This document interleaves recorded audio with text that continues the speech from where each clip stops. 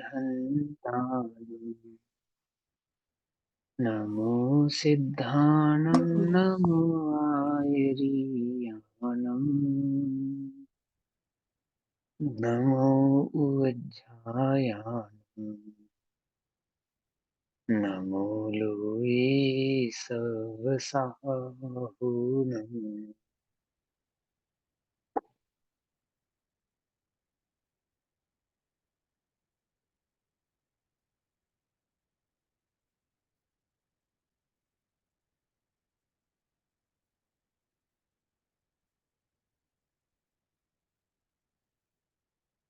मोक्षमार्गस्य नेतारम्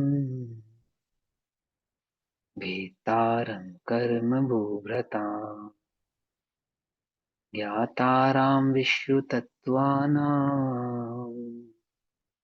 वन्दे तद्गुणलब्धये।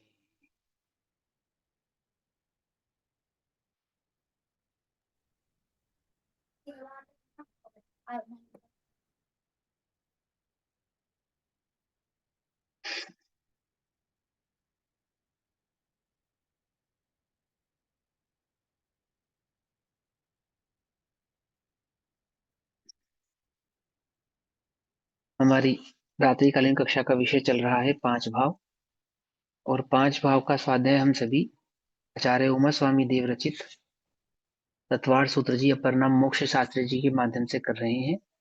मोक्ष शास्त्र जी में अध्याय नंबर 2 और सूत्र नंबर 1। पहले नंबर सूत्र है औपशमिक शायिको भावो मिश्रश्च जीवस्य स्वतत्व मोदायिक परिणामिकौ च।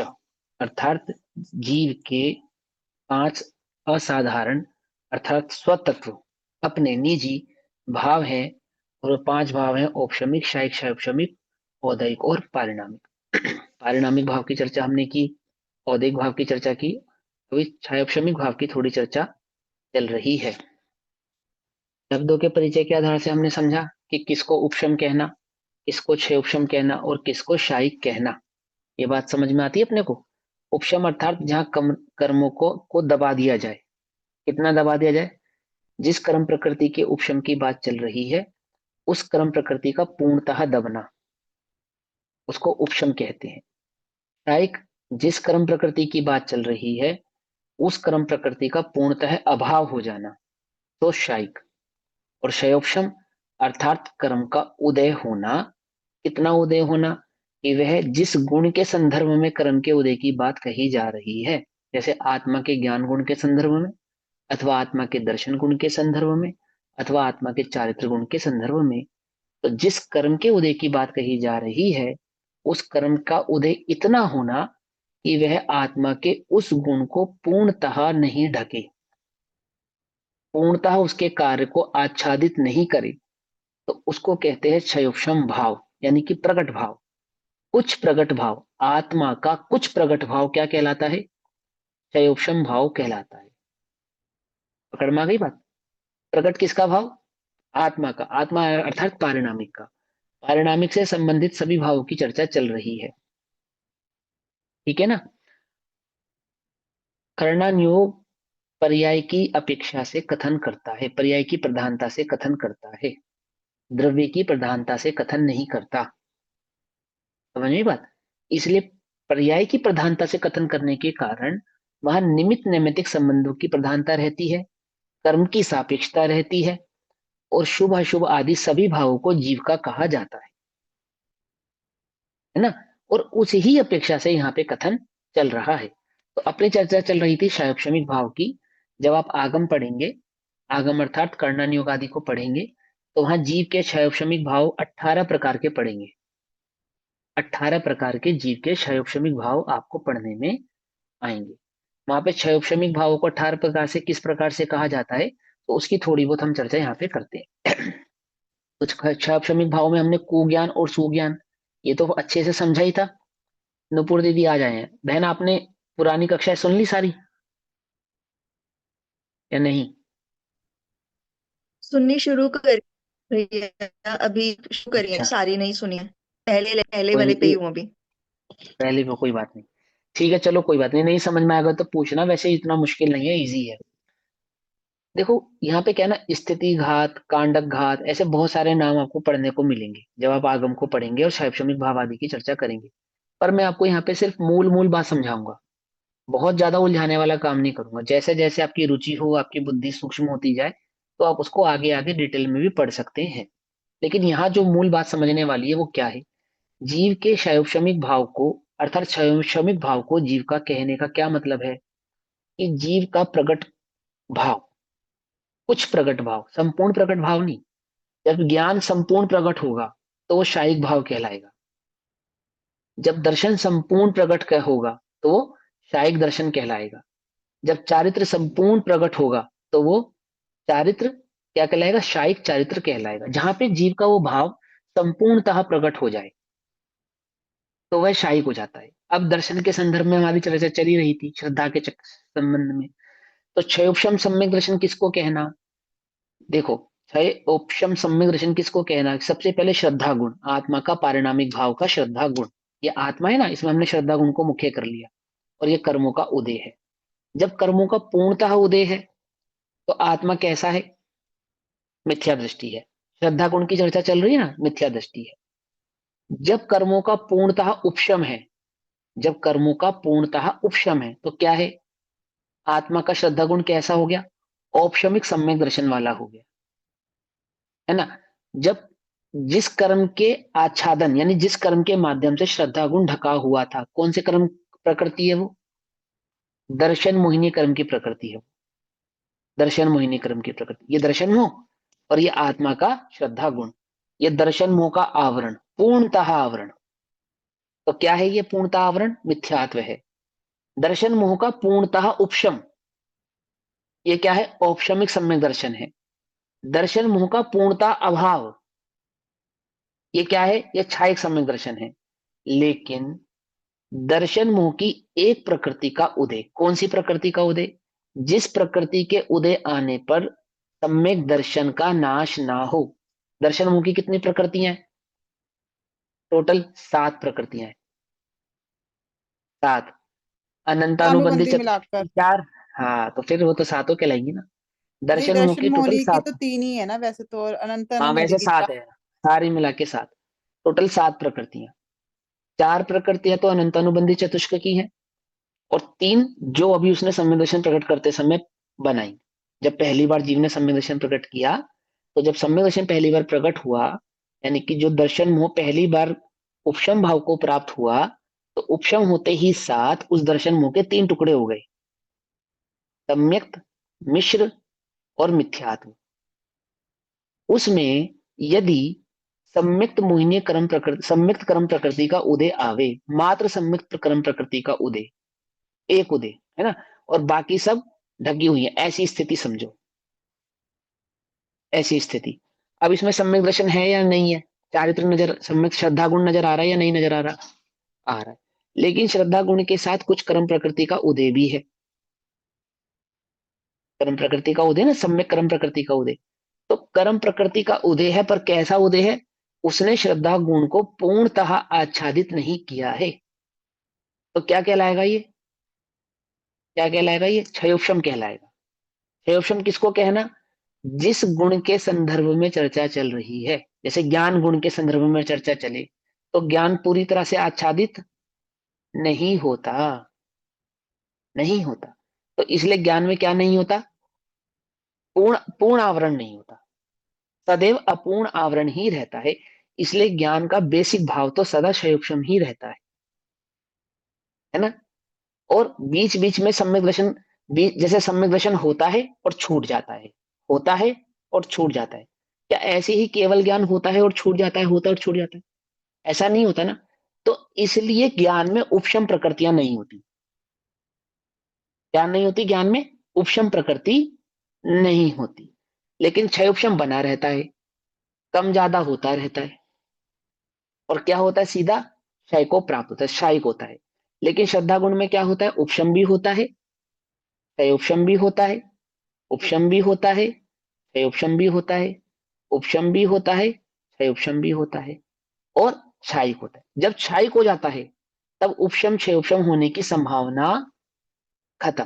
जब एक बार क्षय हो गया, ये हम कल की कक्षा में समझ चुके हैं कि जिस प्रकृति का क्षय हो जाता है, अब वो कभी भी ना तो उदय में आएगी, ना कभी उसका आश्रम होगा, ना कभी उसका बंध होगा। उसका आत्मा के साथ संबंध पूर्णतः खत्म हो चुका है, पूर्णतः। पूर्णतः, ठीक। क्षयोपशमिक संबंध में क्या होता है? क्षयोपशमिक संबंध में आत्मा के साथ उस प्रकृति का पूर्णतः संबंध का अभाव नहीं हुआ है, ठीक। पूर्णतः अभाव नहीं हुआ है। तो वो उपशम प्रकृतियां कौन कौन सी हैं? 18 उपशम प्रकृतियों के नाम मालूम है? ध्यान है? नहीं ध्यान है, मैं मोटा मोटा बतला देता हूँ। बाकी सबके भेद प्रतिभेद है। तो सबसे पहले तो कुज्ञान और सुज्ञान। कुज्ञान और सुज्ञान। अब कुज्ञान और सुज्ञान ये हमने कल समझा था। मिथ्यात्व की अपेक्षा से जो क्षयोपशम ज्ञान है वो कुज्ञान कहलाता है। मति कुज्ञान, श्रुत कुज्ञान, अवधि कुज्ञान, है ना। और सम्यक की अपेक्षा से जो ज्ञान है वो सारा का सारा सुज्ञान कहलाता है। तो 3 और 3 6, ठीक। 3 कुज्ञान 3 सुज्ञान। मति, अ, जैसे 3 दर्शन 3 ज्ञान, और 3 और 3 6। तो ज्ञान और मिथ्यात्व, सुज्ञान और मिथ्यात्व की सभी प्रकृतियां यहाँ पे काउंट हो जाएंगी। तो सबसे पहले कुज्ञान और सुज्ञान, उसके बाद है दर्शन। दर्शन भी 3 प्रकार का, चक्षु दर्शन, अचक्षु दर्शन और अवधि दर्शन। चक्षु दर्शन, अचक्षु दर्शन और अवधि दर्शन। इसमें भी 2 भेद हैं, कुदर्शन और सुदर्शन। मिथ्यात्व के साथ हो तो कुदर्शन, और सम्यक के साथ हो तो सुदर्शन। हाँ बोलो। भैया उसमें ज्ञान में मन है पर ज्ञान नहीं आता उनके साथ, हाँ जो मन मति पर श्रुत और भी आता अवधि है, के साथ। हाँ मति श्रोत वो अवधि भी मन पर भी आता है, लेकिन मन तो पर में समझ में मिथ्या का नहीं आ भेद रहा नहीं ये होता। पॉइंट। अच्छा। ये अरे 18 समझा रहे 18 हैं, भेद किस चीज की है? समझा रहे समझा रहे समझा रहे समझा रहे, सब समझा रहे, सारे भेद समझाएंगे, चिंता नहीं करो, ठीक। 18 भेद नहीं भी याद हो उसको छोड़ दो, सिर्फ इतना समझो कि ज्ञान कैसा रहता है, सदा शिवक्षम भाव के साथ रहता है। वह शिवक्षम ज्ञान कैसे है? 2 प्रकार का है, सुज्ञान और कुज्ञान। सम्यक के साथ हो तो सुज्ञान कहलाता है, मिथ्यात के साथ हो तो कुज्ञान कहलाता है। इसी प्रकार से दर्शन, सम्यक के साथ हो तो कुदर्शन, सम्यक के साथ हो तो सुदर्शन, और सम्यक के रहित हो तो कुदर्शन। इसकी प्रकृतियों की बात चल रही है, ये 6 उपशम की बात चल रही है। ज्ञान का 6 उपशम भाव, दर्शन का 6 उपशम भाव, ये 2 बातें हो गई। अब आगे बढ़ते हैं, लब्धियां, अंतराय आदि जो के जो 5 भेद हैं। हमने कर्म के बंध में, अंतराय कर्म के संदर्भ में जो 5 भेद पढ़े थे, उनमें भी सदा क्षेपशम बना रहता है। कौन कौन से 5 हैं वो? दान, लाभ, भोग, उपभोग और वीर्य। तो हमने वहां पे दान समझा था किसको कहना, लाभ समझा था किसको कहना, भोग किसको कहना, उपभोग किसको कहना, और वीर्य किसको कहना। आत्मा की शक्ति पूर्णतः नष्ट हो जाती है। यदि आत्मा की शक्ति पूर्णतः नष्ट हो जाएगी तो आत्मा क्या हो जाएगा? जड़ हो जाएगा। तो क्या आत्मा कभी जड़ होता है? नहीं होता ना। इसलिए वीर्य में सदा क्षेपशम बना रहता है। शक्ति, वीर्य माने शक्ति, सदा क्षेपशम बना रहता है, ठीक। और जैसे जैसे ज्ञान और दर्शन क्षयिक होते हैं, वैसे वैसे दान, भोग, उपभोग, लाभ और वीर्य भी क्षयिक हो जाते हैं। जैसे जैसे ज्ञान और दर्शन में क्षेपशम होता है, वैसे वैसे दान, लाभ, भोग, उपभोग और वीर्य में भी क्षेपशम रहता है। क्योंकि ज्ञान और दर्शन में कभी भी क्या नहीं होता? पूर्णतः, पूर्णतः अभाव नहीं होता। इसी प्रकार दान, लाभ, भोग, उपभोग और वीर्य में भी पूर्णतः अभाव नहीं होता। पॉइंट पकड़ में आया? तो ये सदैव किसकी प्रकृति बनी रहेंगी? या तो क्षयिक हो जाएंगी या फिर क्षय उपशम बनी रहेंगी, है ना। ये तो उदय की भी कंफ्यूज रहती है भैया? है। उदय भी रहता है, उदय? हाँ, उदय तो रहेगा ही रहेगा, जितना क्षय उपशम है वो उदय ही है ना। अच्छा। ज्ञान का भी आपको कितना उदय इस समय ज्ञान का? तो जितना क्षय उपशम है उतना उदय है। एक इंद्रिय को ज्ञान का कितना उदय मानते हैं हम? जितना क्षय उपशम है उतना उदय मानते हैं। नहीं, जैसे हम अक्षय कहते के हैं ना दान अंतराय कर्म का उदय और क्षयोक्षम, तो उदय उस अपेक्षा से कह हाँ रही हूँ मैं। हाँ, तो जितना जितना दान का अभाव है उतना उतना दान अंतराय का उदय है। और जितना जितना दान प्रकट है उतना उतना दान अंतराय का कर्म का अनुदय है, उपशम है। उसको छह उपशम कहते हैं। पकड़ में ही बात। पूर्णतः दान का अभाव नहीं होता, पूर्णतः लाभ का अभाव नहीं होता, पूर्णतः भोग का अभाव नहीं होता, पूर्णतः उपभोग का अभाव नहीं होता, पूर्णतः वीर्य का अभाव नहीं होता। होता ही नहीं, पूर्णता कभी नहीं होता। ठीक, देखो, जितना जितना ज्ञान प्रकट होगा, जितना जितना दर्शन प्रकट होगा, जितना जितना, उतना उतना दाब लाभ भोग उपभोग वीर्य प्रकट रहता है। ये आपको समझना चाहिए, उसमें ज्यादा विशेष समझने की बात नहीं। क्यों नहीं समझने की बात है? क्योंकि वहां पे आत्मा में दान शब्द का अर्थ देना नहीं है। वहां पे दान शब्द का अर्थ उपादान है, ठीक है ना। वहां पे लाभ शब्द का अंतर शुभ भाव नहीं है, अर्थात आत्मा में सदा ज्ञान का लाभ बने रहना।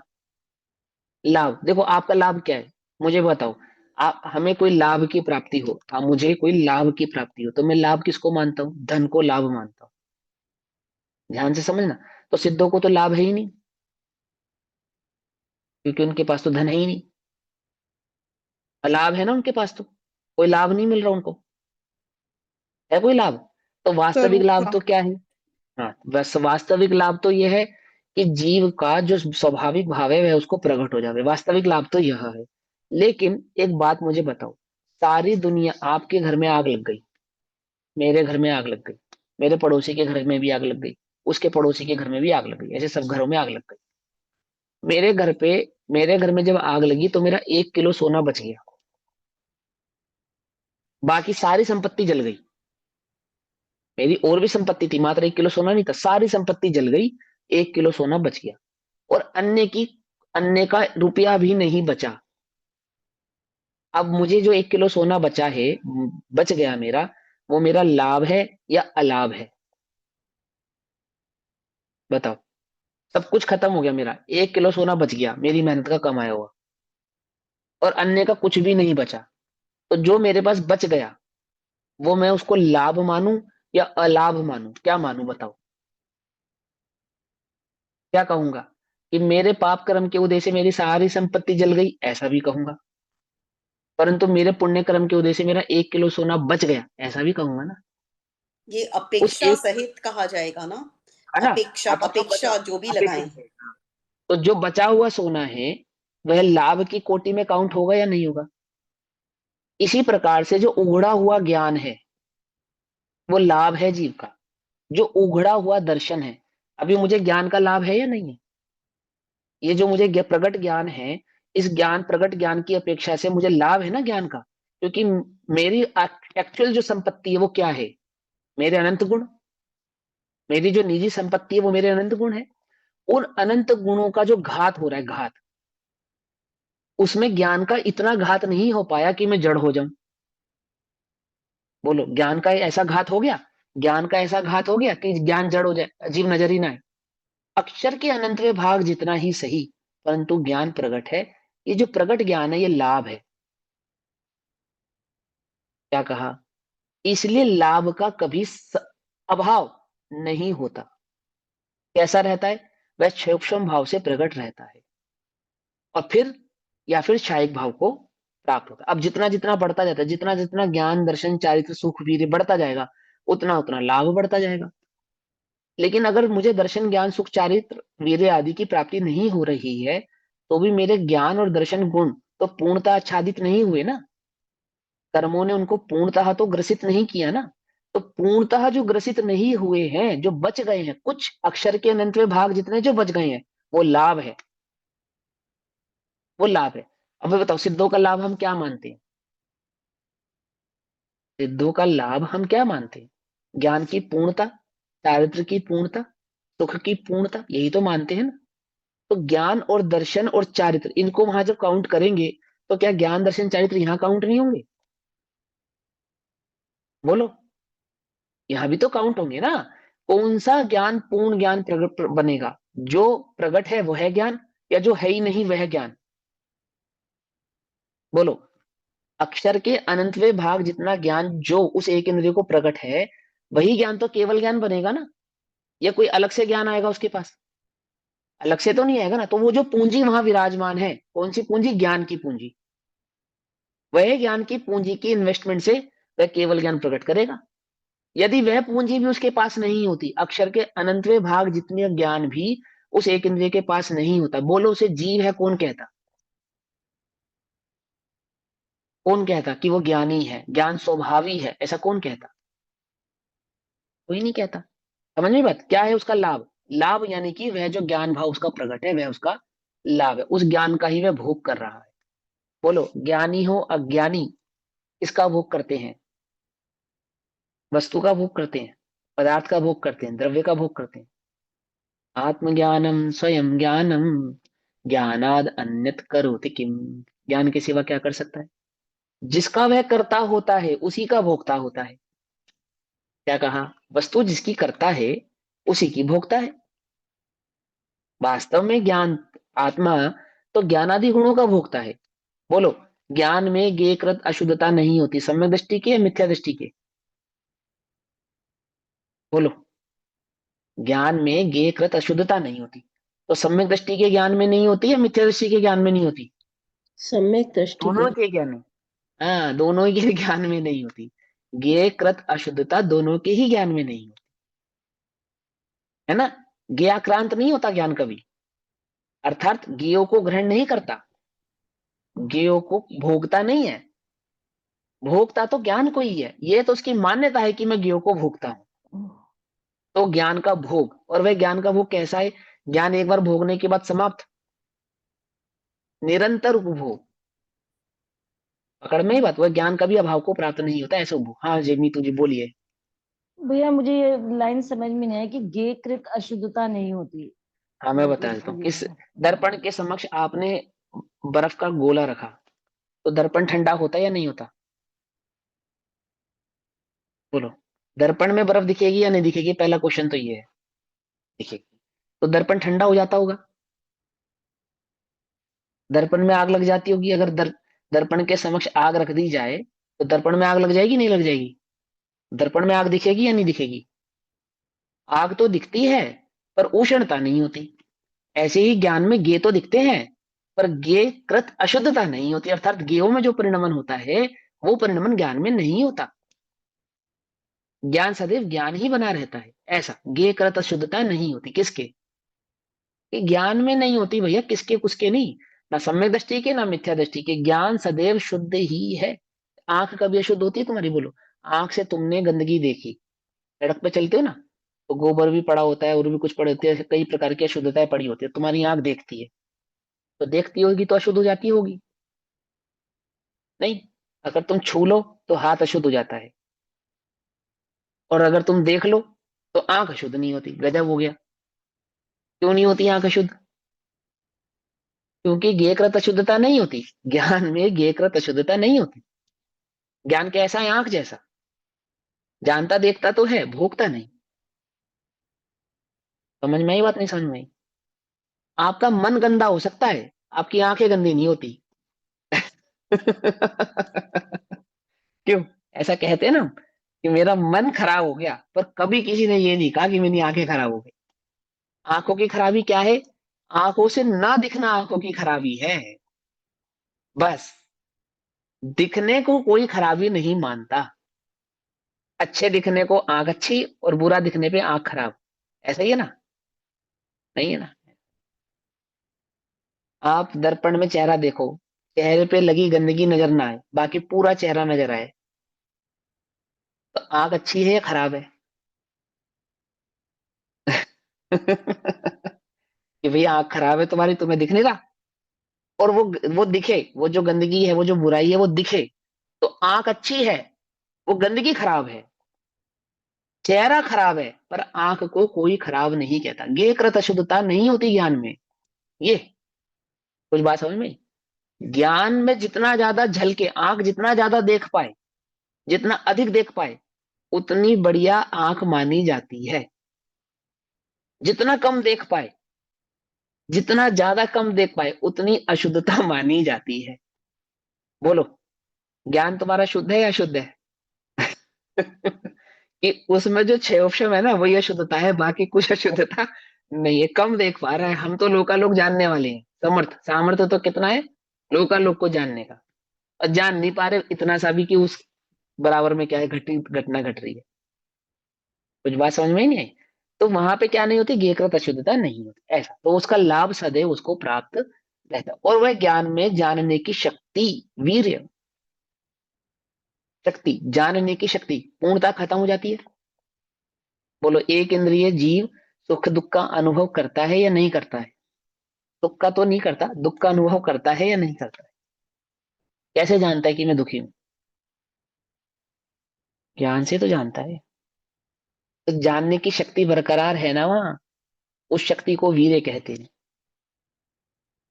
समझ में बात? वो वीर्य का कभी क्या नहीं होता, अभाव नहीं होता। वह जितना प्रकट है उतना क्षेपक्षम कहलाता है।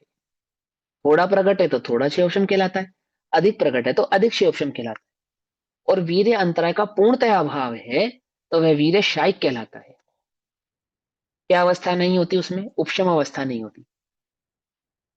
समझे बात? कभी तो बहुत बलवान हो जाए और कभी शक्ति घट जाए, ऐसा नहीं होता। सदैव कैसा रहता है? क्षेपक्षम बना रहता है। या तो पूर्ण पूर्ण हो जाएगा और या फिर सदैव अपूर्ण ही रहेगा। शक्ति घटेगी बढ़ेगी तो सही, परंतु पूर्णता को प्राप्त होने के बाद अपूर्ण नहीं होगा। तो शक्ति के घटने बढ़ने को तो क्षेपक्षम कहते हैं, शक्ति के अभाव हो जाने को अभाव कहते हैं। अभाव कभी होता नहीं। और प्रकट हो सकती है, प्रकट होने के बाद वापस से घटती नहीं। पूर्ण प्रकट होने के बाद घटती नहीं। पूर्ण केवल ज्ञान प्रकट होने के बाद घटता नहीं। पूर्ण सुख दर्शन वीर्य प्रकट होने के बाद कम नहीं होते। तो शायक तो हो सकता है, क्षेपक्षम बना रहता है, अन्य कोई भाव उसमें होते नहीं। आ गई बात समझ में? अब आगे चलते हैं। लब्धि, उसके बाद है सम्यक्त। सम्यक्त हमने समझा था, सम्यक्त में क्षेपक्षम सम्यक्त को क्षेपक्षम भाव कहते हैं। सम्यक्त के क्षेपक्षम भाव को क्षेपक्षम, सम्यक्त को क्षेपक्षम का क्षेपक्षम भाव कहलाता है। उसके बाद आ जाओ देश विरत और चारित्र। दो प्रकार के चारित्र हैं और देश विरत है। देश विरत और चारित्र यानी कि संयम असंयम और संयम, इसमें क्षेपक्षम भाव का होना। अब इसमें एक विवक्षा को आपको ध्यान से समझना पड़ेगा, जो मुझसे कल थोड़ी सी मिस्टेक हो गई थी, उसका यहाँ पे आज सुधार करना है। आप लोगों ने तो नोटिस नहीं की, पर मैंने नोटिस की बाद में कि मैंने गलती कर दी, तो मैं यहाँ पे उसका सुधार कर देता हूँ। देखो सुनो, मैंने कल कहा था कि चारित्र में उपशम नहीं होता, जबकि चारित्र में उपशम भाव होता है। कैसे होता है, किसको कहते हैं, वो हम यहाँ पे थोड़ा सा समझेंगे। तो पहले हमें पांच भाव तो समझ में आ गए। ये है पारिणामिक, इसमें कर्म के उदय को जब तक जीव संसार में रहेगा उससे उससे संबंधित समस्त भाव को औदैहिक भाव कहेंगे। औदैहिक भाव, कर्म की उच्च उदय को क्या कहेंगे? क्षय उपशम भाव कहेंगे। कर्म के दब जाने को उपशम भाव कहेंगे और कर्म के अभाव को शायिक भाव कहेंगे। पांच भाव समझ में आ गए? पारिणामिक, औदैहिक, क्षयोपशमिक, औपशमिक, शायिक। समझ में आई बात? अब जब तक जीव संसार में है, जब तक शायिक भाव को प्रकट नहीं कर रहा, तब तक क्या अवस्थाएं होती हैं उसकी? औदैहिक, क्षयोपशमिक, औपशमिक, क्षयोपशमिक, औदैहिक, उपशमिक, क्षयोपशमिक, औदैहिक, क्षयोपशमिक, उपशमिक। देखो, कर्म और पुद्गल नाचे या में,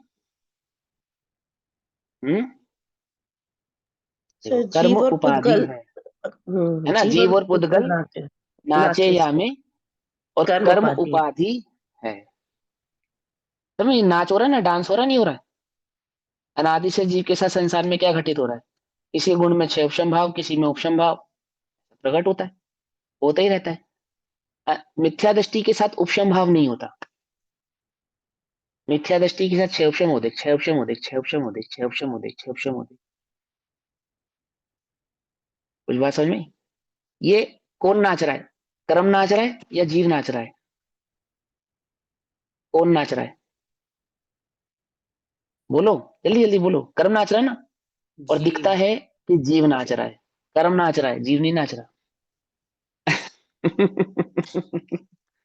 नाचता कर्म है और लगता है कि जीव नाचता है। ये है गजब की बात। तो समझे, जीव का तो क्षेत्र क्षेत्रांतर होता है, बात तो पक्की है। नाचता नहीं है वो।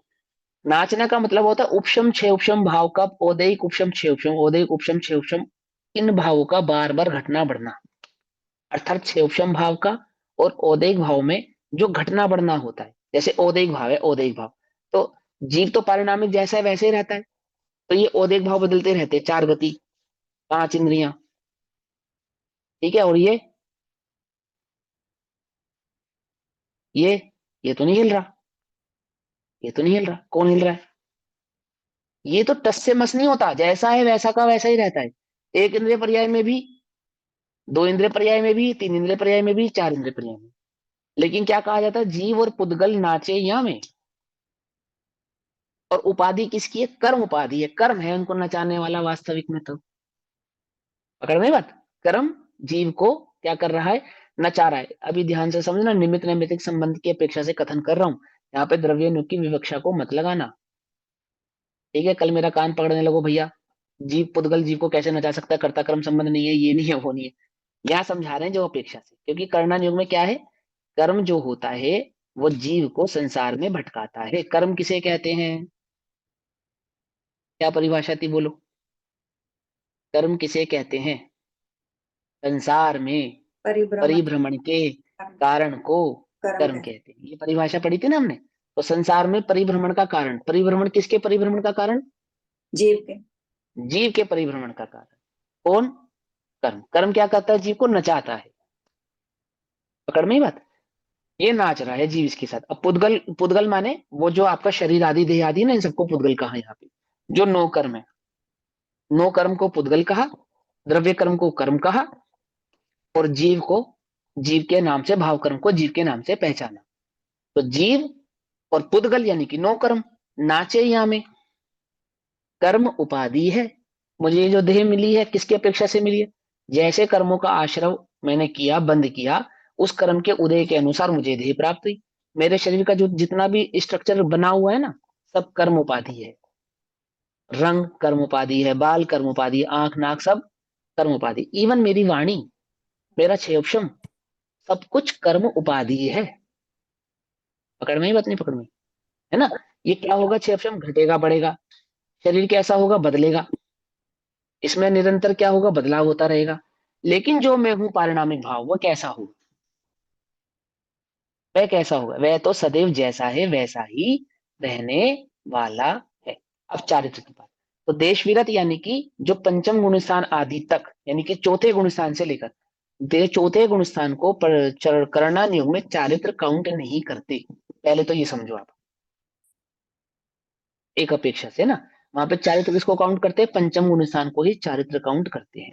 और पंचम गुण स्थान का प्रकट होना यानी कि देश विरत, जो देश विरत चारित्र होता है वो कैसा होता है, सदैव शैवशम भाव वाला ही होता है, ठीक है ना। और दूसरा है संयम, यानी कि चारित्र जिसको छठे गुण स्थान में प्रकट हुआ उसको कहते हैं संयम। वहां पे तो क्या, संयम असंयम, देश विरत को कहते हैं संयम असंयम, छठे गुण स्थान को कहते हैं संयम। छठे गुण स्थान तक जो चारित्र है जीव के पास, वह चारित्र क्षेपशम चारित्र कहलाता है। समझिए बात, छठे गुण स्थान तक के चारित्र को क्या कहते हैं, क्षेपशम चारित्र कहते हैं। क्षेपशम चारित्र किस कहते हैं, सातवें गुण स्थान तक बताऊंगा। क्षेपशम नहीं कहते सात्विक को, किसी अपेक्षा से, मेरे जहां तक मुझे याद है सातवें गुण स्थान को नहीं कहते। पढ़ा था ना अभी हमने गुण स्थान विवेचन में, 7 8 9 10 क्षेपशम कहते होंगे जी सातवें उसको, तक, उपशम उपशम आठवें से उपशम उपशम कहते होंगे। कहते हैं, आज ही पढ़ा हमने, और ये पॉइंट अभी 8 अराइज 9 हुआ 10 था। 7 8 9 10 4 गुण स्थान काउंट होते हैं दीदी वहां पे, क्योंकि 11वां गुण स्थान तो श्रेणी मांडने का गुण स्थान नहीं है। तो 7 आठवां 8 नौवां 9 10वां 11वां 10 औपशमिक चारित्र का बताया था, और 12वें में तो शायद 11 होंगे, 4 हाँ से। तो 12वें में 4 होगा, फिर ऐसा होगा, ठीक है। 8 9 10 11 होगा, क्योंकि 11 जो होता है वो गिरने का गुण स्थान होता है, ठीक कह रहे हो। 8 9 10 और वहां पे 11 स्किप करेंगे तो 12 चला जाएगा, ठीक है, करेक्ट है। तो सातवें गुण स्थान तक को क्या कहते हैं, क्षयोक्षम चारित्र कहते हैं। सातवें गुण स्थान तक के चारित्र का नाम है क्षयोक्षम चारित्र। क्यों, क्योंकि वह पूर्णतः प्रकट भाव को अभी प्राप्त नहीं हुआ है। क्षयोक्षम चारित्र, चारित्र का ये भेद हो गया क्षयोक्षम का गुण स्थान का। अब जितना भी क्षयोक्षम भाव आप आगम में पढ़ेंगे, क्षयोक्षम भाव जीव के 5 असाधारण भावों में क्षयोक्षम भाव, तो क्षयोक्षम भाव में क्या क्या पढ़ने को मिलेगा आपको, ज्ञान को ज्ञान सुज्ञान पढ़ने को मिलेगा, दर्शन भाव पढ़ने को मिलेगा, लब्धि भाव पढ़ने को मिलेगा, सम्यक्त भाव पढ़ने को मिलेगा, देश विरत पढ़ने को मिलेगा, और चारित्र पढ़ने को मिलेगा। ये सब भावों को वहां पे क्या कहा जाएगा, क्षयोक्षम भाव कहा जाएगा। क्यों कहा जाएगा क्षयोक्षम भाव, जो चारित्र संबंधी गुण है आत्मा का, वहां जितनी प्रकटता है, यदि वह प्रकटता पूर्ण नहीं है तो क्या कही जाएगी, वो क्षयोक्षम भाव वाली कही जाएगी। इसी प्रकार से क्षयोक्षम सम्यक किसको कहेंगे, जिसमें सम्यक प्रकृति का उदय हो, अन्य प्रकृतियों का उपशम हो। उपशम सारी प्रकृतियों का होता तो वही सम्यक्त क्या कहलाता? उपशम। परंतु एक प्रकृति का उदय है, वह भी ऐसी प्रकृति जिससे सम्यक्त बाधित नहीं होता। 7 प्रकृतियों में कौन सी प्रकृति है जिससे सम्यक्त बाधित नहीं होगा? मात्र सम्यक्त प्रकृति। अन्य प्रकृतियों का उदय आने पर सम्यक्त बाधित अवश्य ही होता है। इसलिए उन प्रकृतियों के उदय आने पर जीव को सम्यक दृष्टि ना कहकर मिथ्या दृष्टि ऐसा कहेंगे। ठीक। लेकिन सम्यक प्रकृति का उदय आने पर जो सम्यक दर्शन है वह कैसा है? वह दर्शन गुण को पूर्णतः आच्छादित नहीं करने वाला है, परंतु उदय है, इसलिए उसको क्या कहेंगे? क्षयोपशम। क्षयोपशम का क्या भाव समझा था हमने? क्या परिभाषा पढ़ी थी हमने? कि वह जो कुछ रूप से उदय में आता है, अर्थात जो आत्मा के आमुक गुण को पूर्णतः आच्छादित नहीं करता। जब हम उसकी चर्चा करेंगे तो सारी की सारी किसी के खाते में चली जाएगी? क्षयोपशम भाव के खाते में चली जाएगी। इसी प्रकार ज्ञान दर्शन ये हम अच्छे से समझ चुके हैं। अब आगे फिर चढ़ते हैं। अब आता है शायिक भाव। तो शायिक भाव और औपशमिक भाव दो बचे ना, शायिक भाव और औपशमिक भाव। तो हम औपशमिक भाव को पहले समझ लेते हैं, फिर शायिक भाव को समझेंगे। शायिक भाव क्योंकि समझने में इजी है, तो शायद औपशमिक भाव को समझ लेते हैं। औपशमिक भाव में दो भेद होते हैं। औपशमिक भाव में दो भेद होते हैं, एक तो चारित्र की औपशमता, एक सम्यक्त की उपशमता। क्योंकि ज्ञान और दर्शन में तो औपशमिक भाव होते नहीं, वो हम पहले ही समझ चुके हैं।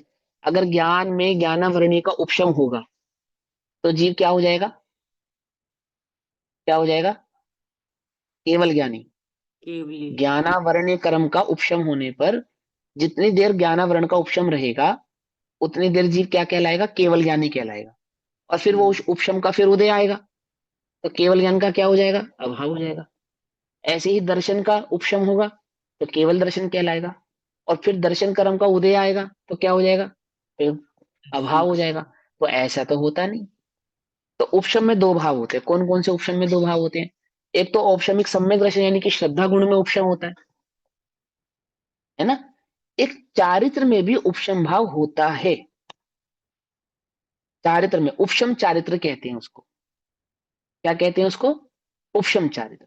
अब ये उपशम चारित्र क्या होता है? तो बिल्कुल शॉर्ट में समझेंगे, 1 सेकंड में समझ में आएगा। देखो, उपशम श्रेणी चढ़ते समय जो चारित्र होता है उसे औपशमिक चारित्र कहते हैं। बस। क्या कहा? उपशम श्रेणी पढ़ी थी ना हमने।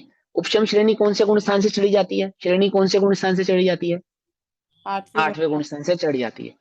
अब जो जीव 8वें गुण स्थान में उपशम श्रेणी चढ़ेगा वो नियम से 4 ही गुण स्थान बढ़ेगा, 8वां, 9वां, 10वां और 11वां। और किसी गुण स्थान को वो बढ़ नहीं सकता, ये नियम है। तो ये जो 4 गुण स्थानों के अंदर संयम होता है, चारित्र होता है, ये चारित्र उपशम चारित्र कहलाता है।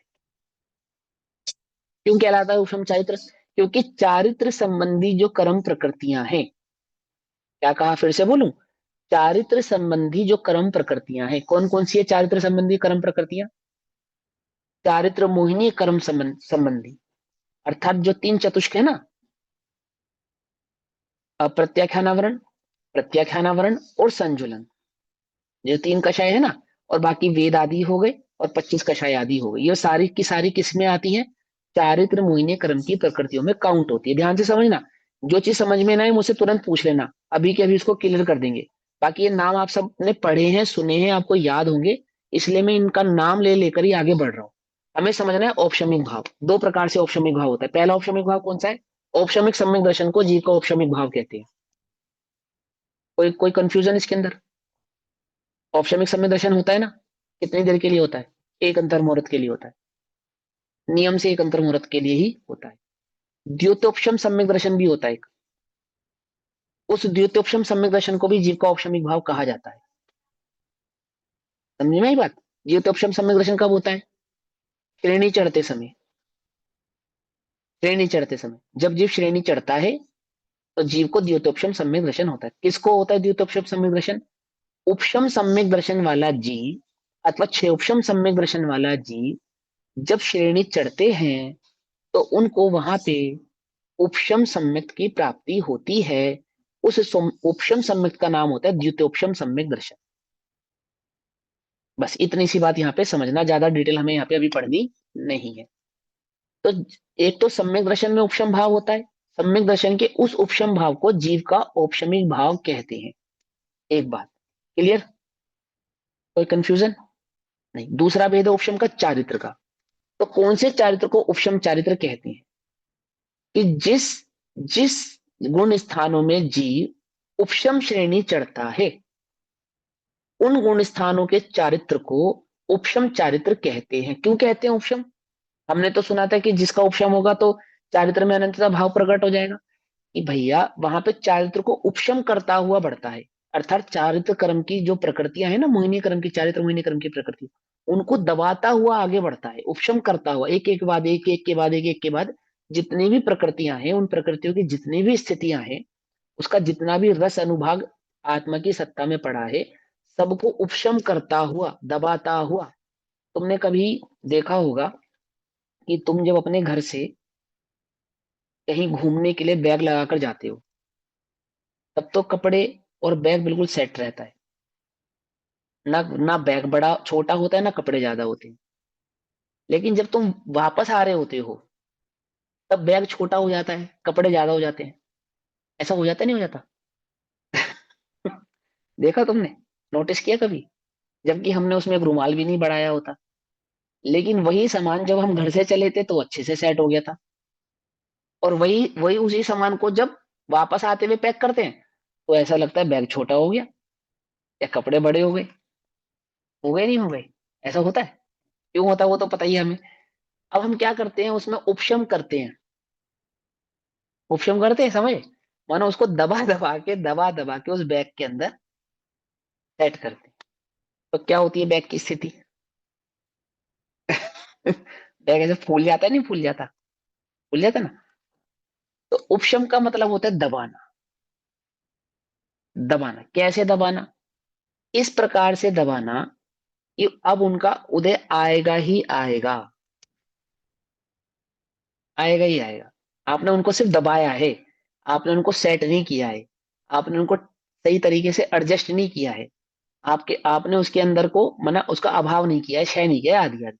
तो क्या हुआ कि जब जीव उपशम श्रेणी चढ़ता है, कोई भी जीव, तो आठवें गुण स्थान से उपशम श्रेणी चढ़ने पर जो चारित्र प्रकट हुआ, अर्थात चारित्र गुण में जिन जिन कर्मों की उपशना होनी चाहिए, उपशमता प्राप्त होती है, उतने गुण स्थान पर्यंत जो चारित्र होता है, कितने गुण स्थान पर्यंत रहता है? आठवां, नौवां, 10वां और 11वां। ये चार गुण स्थानों में जो चारित्र होता है उपशम श्रेणी के साथ, वो चारित्र उपशम चारित्र कहलाता है। बस हो गया पूरा।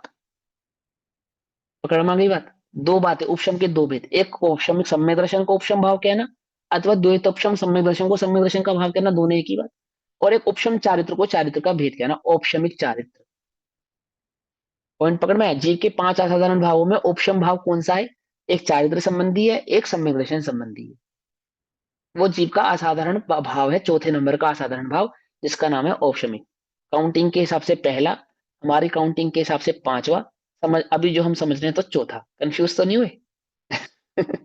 आचार्य ने सबसे पहले उपशम भाव को काउंट किया था ना, तो उसकी अपेक्षा से पहला। क्योंकि हमने पारिणामिक से शुरू किया था तो हमारी गिनती में आखिरी, लेकिन हमने बीच में क्षय को स्किप कर दिया, इसलिए चौथा। ठीक। तो औपशमिक भाव कैसा है? औपशमिक भाव के दो भेद, एक चारित्र संबंधी, एक दर्शन संबंधी। बस पूरा हो गया। औपशम माने कर्म की प्रकृतियों को दबाना। कैसा दबाना? वो दबाते हुए जो आप आगे बढ़ रहे, जैसे औपशमिक सम्यक दर्शन का क्या नियम है? जो प्रकट होने के बाद छूटता है। ऐसे ही उपशम चारित्र का क्या नियम है? जो प्रकट होने के बाद छूटेगा। समझे? ऐसे छूटेगा, जैसे सम्यक दर्शन छूटेगा ऐसे चारित्र भी छूटेगा। उपशम का मतलब क्या हुआ? कि अभाव नहीं किया, सिर्फ आपने उसको दबाया है। ठीक है ना? सिर्फ आपने उसको क्या किया है? दबाया है, कर्मों को दबाया है। तो दो कर्मों सर में, एक दबाते श्रद्धा कैसे संबंध, हैं? पुरुषार्थ दबाते पूर्वक। कैसे? हम कुछ अच्छा। दबाते नहीं है। देखो, एक बात बताओ, थर्मामीटर में 102 बुखार आता है, तो कैसे लाते हैं 102 बुखार थर्मामीटर में? थर्मामीटर में 102 बुखार कैसे लाते हैं बताओ? क्या मेजर तरीका है? करके। नहीं, मेजर जो करने से 102 पीड़ित आ है, जाएगा? बीमार है, उसको हाँ उसके मेजर करेंगे तो उसका यदि तापमान उतना होगा तो आ जाएगा 102, नहीं होगा तो हाँ, नहीं अगर आएगा। होगा, हाँ अगर होगा तो आएगा ना, आप ला तो नहीं सकते ना। नहीं। ऐसे ऐसे कर्मों का उपशम कैसे करोगे आप? कर्मों में कुछ नहीं कर सकते आप। जो करना है इस आत्मा में करना है, अपने आत्मा में करना है, अपने आत्मा के सम्यक दर्शन में करना है, अपनी आत्मा की स्थिरता में करना है। जैसे जैसी स्थिरता आप बढ़ाओगे, वैसा वैसा मापदंड उन कर्मों में नजर आएगा। अच्छा, गॉट हाँ, इट। समझ में बता, कर्मों में कुछ नहीं भैया करना, कर्म तो सिर्फ स्केल करेंगे आपको। हाँ बोलो दीदी।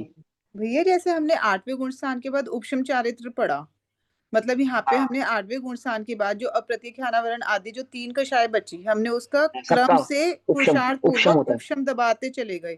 तो हमने हाँ, फिर 7वें गुण स्थान तक भी तो हम बोलते 3 कक्षाएं चौकड़ी का भाव, तो फिर वहां हाँ, पे क्या उसको उसके अप्रतिख्यानावरण उसके आदि जो, उसके उसको छह उपशम चारित्र कहते हैं, हाँ उसको छह बोलते उपशम तो चारित्र कहते शैवशम हैं। चारित्र है, लेकिन क्योंकि वहां पे क्या उसको, करते हैं? सुनो सुनो सुनो सुनो, उसको छह उपशम चारित्र इसलिए कहते हैं, उसका कारण मैं समझा देता हूँ, बहुत सिंपल सा कारण है। कषाय कितनी होती है? चार होती है, अनंतानुबंधी, प्रत्याख्यान, अप्रत्याख्यान और संजलन, ये चार कषाय होती है। एक, जिसमें जो अनंतानुबंधी है उसका तो क्षय होता है, हम्म। उसका तो क्षय हो सकता है, उपशम भी हो सकती है, क्षय को भी प्राप्त हो सकती है।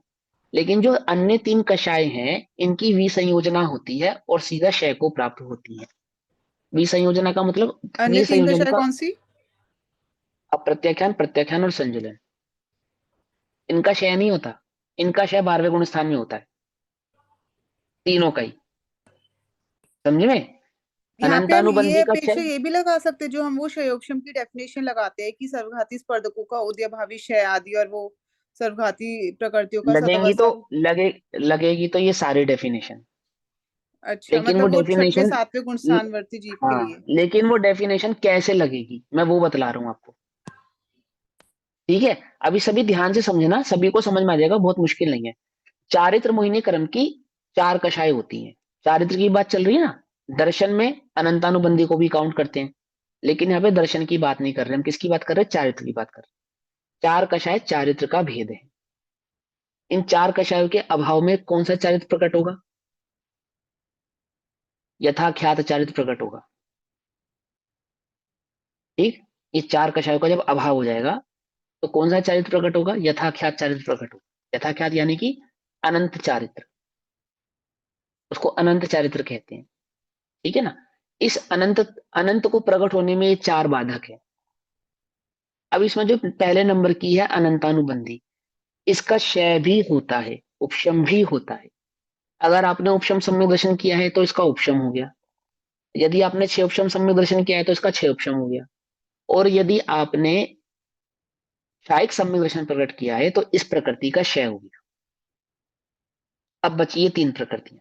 आपने, आपको पता है चौथे गुण स्थान से जीव कभी नीचे नहीं गिर सकता यदि छायिक सम्यक दर्शन प्रकट किया हो, लेकिन छायिक सम्यक दर्शन वाला जीव छठे गुण स्थान से गिर के चौथे में आ सकता है, पांचवें में भी आ सकता है, सातवें से भी गिर सकता है, आठवें से भी गिर सकता है, उपशम श्रेणी मांडे तो 10वें 11वें से गिर के वापस चौथे में आ सकता है, चौथे से नीचे नहीं जाता। लेकिन कभी उसके साथ ऐसा नहीं होगा कि कोई पांचवें से नीचे जा ही नहीं सकता है, ऐसा कोई जीव जो कभी पांचवें से नीचे नहीं जाएगा, जिसपे ये नियम लागू हो कि ये कभी पांचवें से नीचे नहीं जाएगा? ऐसा कोई जीव नहीं है। क्योंकि क्यों नहीं है? क्योंकि जो अन्य तीन कषाय है ना, इनमें एक साथ क्षय होता है, एक एक करके क्षय नहीं होता।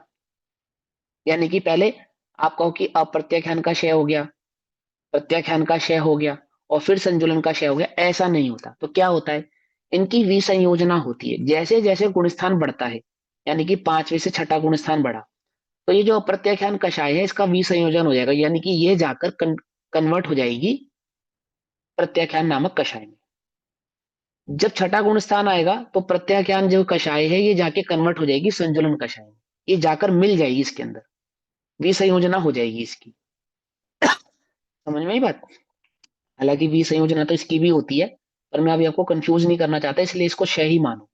जो क्षय होता है ना वो भी विसंयोजना ही होती है एक प्रकार की, पर क्षय हो गया मतलब इसका अभाव हो गया, बात खत्म।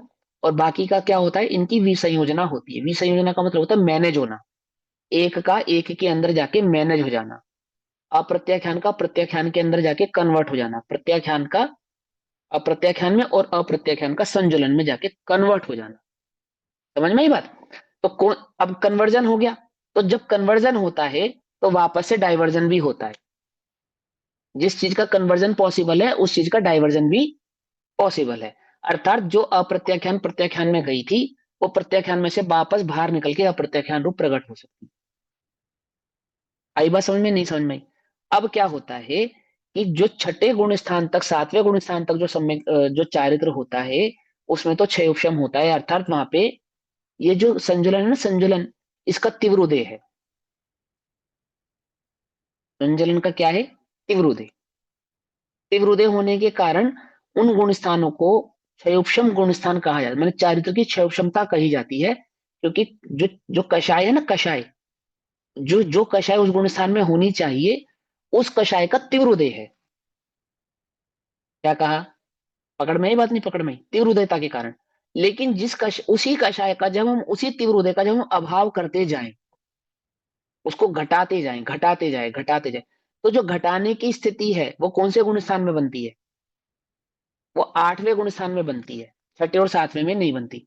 जैसे ही संजुलन कषाय को आप दबाने की कोशिश करोगे, दबाओगे, या ऐसा जीव पुरुषार्थ करेगा कि जो तीव्र कषाय है ना संजुलन को, उसको दबाने का प्रयास करेगा, तो कौन से गुण स्थान में चला जाएगा? आठवें में चला जाएगा। अब दो प्रकार से दबाना होता है, एक तो होता है अभाव रूप और एक होता है मात्र उपशमना रूप। तो उपशमना रूप अगर आपने उपशम श्रेणी चढ़ी है तो वह चारित्र उपशम चारित्र हो जाएगा। और यदि वहीं उसने, आपने अभाव करना शुरू कर दिया है, वहीं से दबाने की जगह अभाव करना, दबाने की जगह क्या करना? अभाव करना शुरू कर दिया है, तो वही चारित्र क्षायिक चारित्र कहलाने लगेगा। दो प्रकार से अभाव करना, एक तो फंसा फंसा के सेट करना और एक फालतू की चीजों को डिलीट करना। पकड़ में ही बात? नहीं पकड़ में? एक एडजस्ट करना, एक डिलीट करना। एडजस्ट करने वाले परिणाम को उपशम कहते हैं, डिलीट करने वाले परिणाम को क्षायिक कहते हैं। तो अब उपशम चारित्र दो प्रकार, उपशम चारित्र हुआ कौन सा? आठवें गुण स्थान से संजुलन कषाय की तीव्रता है ना, उसको आठवें गुण स्थान से आपने दबाना शुरू कर दिया है, इसलिए वहां पे वो उपशम चारित्र नाम पाता है। और कब, कौन से गुण स्थान तक पाता है? आप ज्यादा से ज्यादा इसको 11वें गुण स्थान तक दबा सकते हो और फिर आपको नियम से नीचे गिरना पड़ेगा। इसलिए चार गुण स्थानों के चारित्र को उपशम चारित्र कहते हैं। कंफ्यूजन तो नहीं हो रही? भारी भारी तो नहीं लग रहा? ऐसा तो नहीं लग रहा भैया क्या पढ़ा रहे हो, कुछ भी समझ में नहीं आ रहा, सर के ऊपर से जा रहा है, कुछ समझ ही नहीं आ रहा है? क्या कहे जा रहे हो? उपशम छह उपशम, दबाना उठाना है, कुछ मुश्किल लग रहा है? तो जब हम इस प्रकार की चर्चा आगम में पढ़ें तो हम वहां पे ये समझना चाहिए कि जीव के उपशम भाव की चर्चा चल रही है। उपशम भाव में सिर्फ दो ही भेद रहेंगे, एक चारित्र संबंधी, एक दर्शन संबंधी, श्रद्धा संबंधी। श्रद्धा संबंधी तो उपशम चारित्र के खाते में चला गया, और चारित्र संबंधी आठवें गुण स्थान से लेकर 11वें गुण स्थान तक के जो चारित्र हैं वे उपशम चारित्र कहलाते हैं। बस बात खत्म। उसके नीचे के चारित्र को छह उपशम चारित्र कहते हैं। ठीक है ना? अब आ जाओ शायिक की बात। शायिक किसको कहते हैं? आमुक कर्म प्रकृति का पूर्णतः अभाव हो जाने पर जो गुण प्रकट होता है उसे जीव का शायिक भाव कहा जाता है। जैसे ज्ञानावरणी का पूर्णतः अभाव हो जाने पर क्या होता है? केवल अनंत ज्ञान प्रकट होता ज्ञान, है। अनंत ज्ञान। उस केवल ज्ञान को शायिक ज्ञान कहते हैं। उस केवल ज्ञान का ही दूसरा नाम शायिक ज्ञान है ना? ऐसे दर्शन संबंधी, दर्शनावरण का पूर्णतः अभाव हो जाने पर जो प्रकट होता है उसको अनंत दर्शन कहते हैं। उसी अनंत दर्शन का दूसरा नाम शायिक दर्शन है। श्रद्धा संबंधी, श्रद्धा संबंधी मोहिनी कर्म का पूर्णतः अभाव हो जाने पर जो दर्शन प्रकट होता है, श्रद्धा प्रकट होती है, उसे शायिक सम्यक दर्शन कहते हैं। चारित्र संबंधी, जो चारित्र मोहिनी कर्म का पूर्णतः अभाव हो जाने पर जो चारित्र प्रकट होता है उसे शायिक चारित्र कहते हैं। शायिक चारित्र, अनंत, अनंत चारित्र। अब ये शायिक चारित्र दो प्रकार का होता है। एक तो केवली के चारित्र को शायिक चारित्र कहते ही हैं, लेकिन आठवें गुण स्थान से लेकर और केवल ज्ञान पर्यंत तक के चारित्र को शायिक चारित्र कहते हैं। अभी तो हमने पढ़ा था उपशम कहते हैं, अब कह रहे हो शायिक कहते हैं। कि यदि आठवां गुण स्थान क्षपक श्रेणी मांडकर मांडने वाला है, यदि, तो उसी 8वें गुणस्थान के चारित्र को शायिक चारित्र कहेंगे। उपशम श्रेणी मानने वाला था तो उपशम चारित्र का, लेकिन उपशम चारित्र की सीमा कौन से गुण स्थान तक है? 11वें गुण स्थान तक है। और यदि उसने छपक श्रेणी मांडी है तो आप उसमें से 11वें गुण स्थान को आउट कर दो। 8वां, 9वां, 10वां, 12वां और 13वां गुण स्थान शायिक चारित्र का गुण स्थान कहलाता है। इवन 14वां भी, 14th तक गुण स्थान तक जो चारित्र है वो सारा का सारा शायिक चारित्र का गुण स्थान कहलाता है। और जो अनंत चारित्र है उसको भी शायिक चारित्र कहते हैं। इस प्रकार शायिक के 2 भेद जानने चाहिए। वैसे तो 9 भेद होते हैं टोटल, ठीक है ना, 9 घी भेद के होते हैं। होते हैं लेकिन अंतराय मैं, के। हाँ हाँ, अंतराय आदि भेद। के भी हो जाते हैं ना। तो 5 तो अंतराय हो गए और 2 ये हो गए। 5, 7, 8 और अनंत दर्शन, अनंत सुख, अनंत वीर्य, जो अरिहंत भगवान को प्रकट हुए 9 भाव तो कौन कौन से हैं? केवल अनंत ज्ञान, ज्ञान, केवल दर्शन, अनंत दर्शन, राय के 5, शायिक हाँ, संयुक्त और शायिक चारित्र, बस चारित्र, शायिक सम्यक, शायिक चारित्र, 5 जो लब्धियां थी उनकी, है ना। और केवल और ज्ञान और केवल दर्शन। केवल दर्शन, ये सारे मिलाकर 9 भाव शायिक भाव कहलाते हैं। इन शायिक भावों को जीव का शायिक भाव ऐसा कहते हैं। जहां जहां इन भावों की चर्चा हो वहां वहां शायिक भाव की, जीव के शायिक भाव की चर्चा हो रही है। इस प्रकार से 5 भाव की चर्चा आगम में हमें पढ़ने को प्राप्त होती है। अब देखो, पारिणामिक, औदैहिक, उपशमिक, शायोपशमिक और शायिक। खत्म हो गई बात। कुछ बात समझ में आई या नहीं समझ में आई? ये कैसा था? ये जैसा है वैसा ही है। जब औदैहिक था तब भी, जब उपशम हुआ तो क्या निकल कर आया? औदैहिक के पीछे जैसा था वैसे ही निकल कर आया। छह उपशम से देख रहे थे, छह उपशम की खिड़की से, तो कैसा दिख रहा था? जैसा था वैसा ही दिख रहा था, बस कुछ कम दिख रहा था। कभी पूरा दिखा, कभी कम दिखा, और अब पूर्ण दिखा। तो पूर्ण दिखा तो कैसा दिखा? जैसा था वैसा दिखा। यहाँ कुछ नहीं हुआ। जहां कुछ नहीं होता वो पारिणामिक है। अब इसी पारिणामिक को इसकी अपेक्षा से कहना, इसी पारिणामिक को इसकी अपेक्षा से कहना, ये अन्य 4 भाव कहलाते हैं। जब कर्मों में उपशम हो तो 6 उपशम भाव, उपशम भाव। जब कर्मों में 6 उपशम हो तो 6 उपशम भाव। और जब कर्मों का क्षय हो, इसका क्षय हो कर्मों का, तो इसी पारिणामिक को शायिक भाव ऐसा कहते हैं। पारिणामिक का दूसरा नाम जो शायिक भाव है ना, वो क्यों पड़ा? क्यों पड़ा? क्योंकि हमने कर्मों के अभाव से इसका नाम बताया। जब कर्म थे ना तब ज्ञान नजर नहीं आ रहा था, अब कर्म हट गए ना, अब ज्ञान नजर आ रहा है, तो इसलिए हम उसको शायिक ज्ञान कह रहे हैं। जब कर्म थे तो दर्शन नजर नहीं आ रहा था ठीक से, अब हट गए तो इसलिए हम इसको शायिक दर्शन कह रहे हैं। श्रद्धा नजर नहीं आ रही थी, अब पूरी नजर आ रही है। ऐसे ही भोग, उपभोग, लाभ, अंतराय आदि नजर नहीं आ रहे थे, अब दिख रहे हैं। तो इसलिए नहीं दिख रहे थे और अब दिख रहे हैं, इस अपेक्षा से इसको शायिक भाव ऐसा कहा जाता है। आई बात समझ में? शायिक और पारिणामिक के बीच में क्या अंतर है? पारिणामिक तो जैसा था वैसा ही था, जैसा था वैसा दिखने लगा। क्यों दिखने लगा? बोले कर्म थे पहले इसलिए नहीं दिख रहा था, अब कर्म हट गए हैं इसलिए दिख रहा है। हट गए हैं इसलिए दिख रहा है, इस अपेक्षा से उसका नाम शायिक भाव है। आई बात समझ में? पॉइंट पकड़ में आया नहीं पकड़ में आया? ऐसा मत समझना कि केवल दर्शन था, केवल ज्ञान था,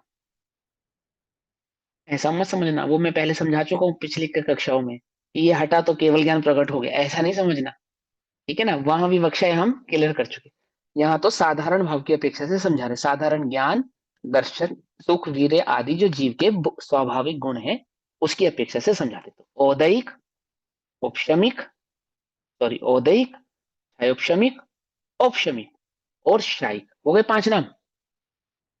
पारिणामिक तो नहीं लिया ना हमने, पारिणामिक ये स्वयं है, पारिणामिक ये स्वयं। अब कभी भूलोगे तो नहीं, सदा ही याद रहेंगे।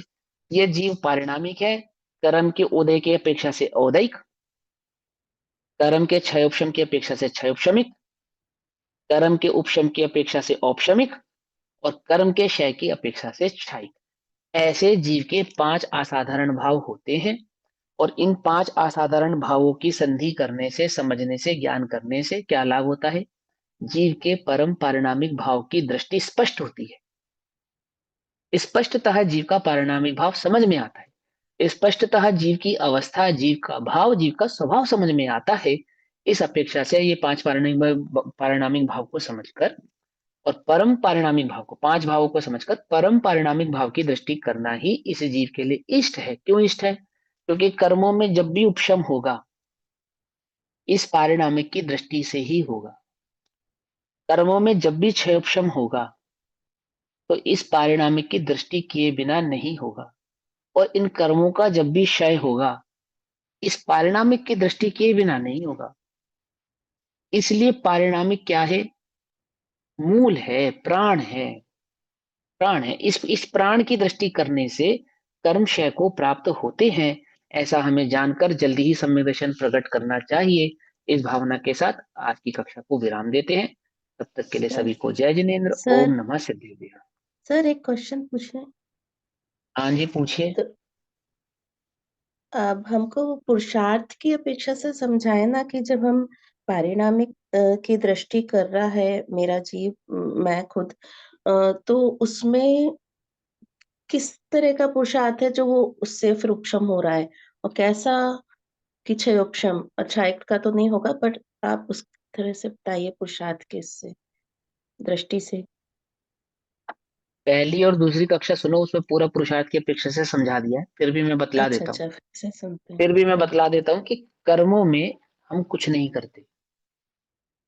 नहीं नहीं, इस गायक की दृष्टि करते हैं वो तो आपने बताया, पर वो कर्मों में हम उसमें क्या कुछ नहीं फर्क करते। रहता है वो बताएं थोड़ा, भैया दोनों मेरा पुरुषार्थ। भी एक प्रश्न है। जैसे आपने बताया अनंतानुबंधी जो आदि कषाय है, मतलब अनंतानुबंधी में तो विसंयोजना होती है, और लेकिन अन्य जो कषाय है उनमें भी होती है, जैसे अप्रत्यक्षानावरण, प्रत्यक्षानावरण, संचलन। लेकिन आज ही हमने पढ़ा था क्या पढ़ा था मैं बताती हूँ आपको। अनंतानुबंधी कषाय कर्म का भी स्वमुख से क्षय नहीं होता। यह मेरे को हम्म स्पष्ट कर देना, मुझे तब भी क्लियर नहीं हुआ था। उसका अभी मैंने अभी बोला विसंयोजना ना, अभी अभी द्वारा मैंने ही। बोली, आपने ये, मैंने अभी ये बात भी बोली है कि हाँ। वैसे तो अनंतानुबंधी में भी विसंयोजन ही होती है, क्षय नहीं नहीं, होता है, लेकिन फिर भी, एक सेकेंड, लेकिन फिर भी उसको क्षय ही कहते हैं। एक बार क्यों कंप्लीट कहते हैं? सुनो। हाँ हाँ उसका विसंयोजना द्वारा ही अभाव होता है, ये तो आप क्लियर है, पॉइंट है ना। वास्तव में हाँ विचार किया जाए तो विसंयोजना का अर्थ सर्व संक्रमण ही है, तथापि विसंयोजित अनंतानुबंधी का शायद चौकड़ी कदाचित फिर से संयोजित भी हो सकती है, इसीलिए उसे हाँ विसंयोजना कहा है। लेकिन अन्य चारित मोहनी प्रकृतियों में विसंयोजना नहीं होती। तो यहाँ पे क्या हम्म मतलब है? विसंयोजना मतलब अन्य जो चारित प्रकृतियां हैं उनमें विसंयोजना नहीं होती, इसका क्या अर्थ हुआ फिर? देखो, उदयाभावी क्षय कहलाता है, इसको कहते हैं उदयाभावी क्षय। सदवस्थ उदय भाविशय, हाँ। हाँ, उदयाभावी क्षय, ठीक। अब दो प्रश्न आ गए, पहले दीदी ने जो प्रश्न पूछा हाँ उसका वो उत्तर देता हूँ, फिर आपको, है ना। देखो दीदी, पहले आप ये समझो कि पुरुषार्थ की जो बात कही आपने, अभी आप चाहो तो रिकॉर्डिंग बंद कर सकते हो और चाहो तो ऑन रख सकते हो, जैसा आपको उचित लगे। नहीं, हाँ, ऑन ही पुरुषार्थ। रहने देते हैं। तो जीव का जो वास्तविक पुरुषार्थ है वो क्या है? बोलो क्या है? भेद विज्ञान। नहीं, गायक परम, ओ भेद केवल विज्ञान। ज्ञान, भेद विज्ञान। भेद विज्ञान, ओके got it। भेद विज्ञान, है ना। भेद विज्ञान जीव का वास्तविक पुरुषार्थ है। जब जीव भेद विज्ञान की ओर बढ़ता है तो दो चीजों में भेद करता है, जीव और पुद्गल। जीव और पुद्गल, इनमें दो में भेद करता है। भेद करके क्या जानता है? यह जीव है, यह पुद्गल है। यह जो जीव है यह मैं हूं, और यह पुद्गल है ये मैं नहीं हूं। तो अभी तक मैं किसको जीव मान रहा था? पुद्गल को जीव मान रहा था। मैं पना मेरा किस में था? देह आदि में था ना, पर पदार्थ में था ना। अब Yes। मुझे जो मेरा अहम पना है वो कहाँ स्थापित करना चाहिए? वह पुद्गल से हटाकर, पर पदार्थ से हटाकर स्व तत्व में स्थापित होना चाहिए। उस स्व तत्व में स्थापित करने का जो पुरुषार्थ है, उसमें स्व तत्व में, स्व ज्ञायक भाव में प्रकट करने का, स्थापित करने का, किसको? अपने अहम भाव को स्थापित करने का जो पुरुषार्थ है, वही पुरुषार्थ की जो स्केलिंग है, आप कैसे पुरुषार्थ कर रहे हो, उस पुरुषार्थ की स्केलिंग, रिपोर्ट कार्ड, कर्मों के माध्यम से मापी जाती है। ठीक है ना। अभी आपने देखा भूकंप आता है तो कहाँ पे स्केल करते हैं? मशीन में वो स्केल करते हैं, सेस्मिक स्केल होता है ना उसका। रहता है ना, उसमें स्केल करते हैं। तो वो पेपर देख के बताते हैं कि इतना भूकंप आया, इतने डिग्री का भूकंप आया। ऐसे ही कर्मों के एनालिसिस से दिखाई देता है कि जीव ने कितना पुरुषार्थ किया है, कितना पुरुषार्थ उसको प्रकट हुआ है, किस कोटि का उसने पुरुषार्थ किया है। जो उपशम है, क्षय उपशम है, शायिक है, ये वास्तव में जीव के पुरुषार्थ को दर्शाने का रिपोर्ट कार्ड है। आपके बच्चे ने पूरे साल कक्षा में कितनी मेहनत की, कौन बतलाएगा? रिपोर्ट उसका कार्ड। अंतिम रिपोर्ट कार्ड ही बतलाएगा ना। सीधी सी बात है। ऐसे ही कर्मों का रिपोर्ट कार्ड है ये, जिसको हम उपशम शैवशम शायिकादि भाव के नाम से पहचानते हैं। ये किसकी दशा बतलाते हैं? ये जीव की दशा बतलाते हैं। कौन सी दशा बतलाते हैं?